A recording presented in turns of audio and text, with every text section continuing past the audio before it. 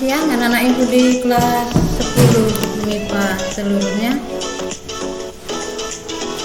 Pada minggu lalu kita sudah membahas tentang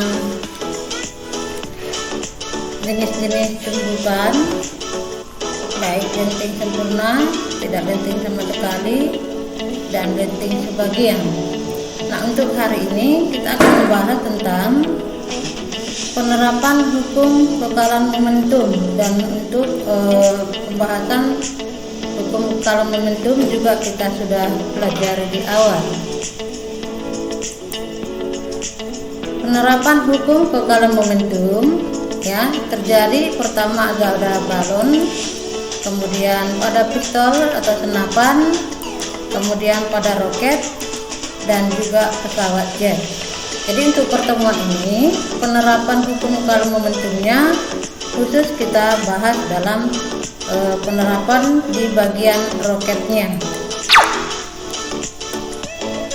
Prinsip kerja dari roket yang pertama, jika roket diam berarti kecepatan V sama dengan 0, maka momentumnya juga 0.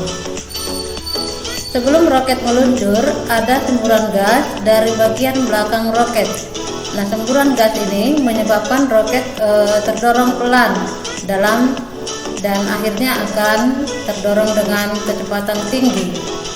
Nah, untuk di bagian pembahasannya ini nanti ibu akan sharekan lagi video mengenai roketnya. Jadi dari situ nanti kamu bisa memahami prinsipnya ini, yang menyatakan bahwa sebelum roket meluncur ada semburan gas dari bagian belakang roket yang menyebabkan roket akan terdorong pelan dan akhirnya terdorong dalam kecepatan tinggi. Selama pergerakannya, dari ekor roket selalu menyembur gas yang berfungsi sebagai pendorong badan roket, sehingga roket tetap meluncur dengan kecepatan tinggi.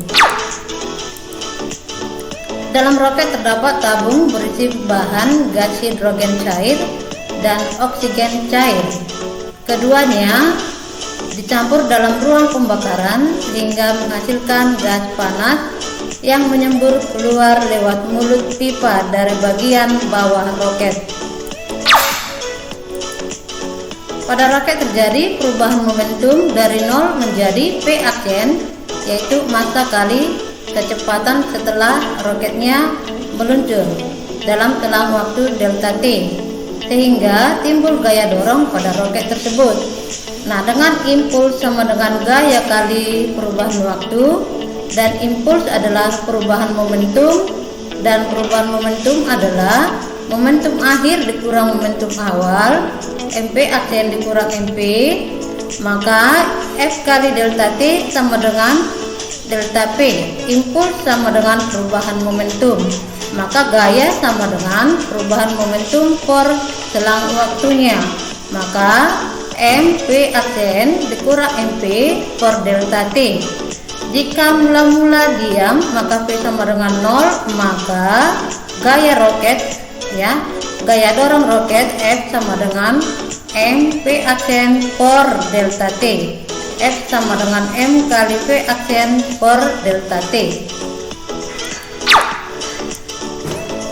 Sistem pembakaran pada roket dan pada jet ada perbedaannya. Kalau pada jet dia oksigennya diambil dari udara sekitarnya, sedangkan pada roket oksigen ditampung dalam tangki roketnya. Nah, untuk pembahasannya supaya lebih jelas, perhatikan video berikut ini. Nah, dari video berarti semua tadi yang kita bahas di awal diterapkan dari gambar video roket yang akan meluncur berikut ini. Nah, cukup sekian pertemuan kita hari ini. Sekian dan terima kasih.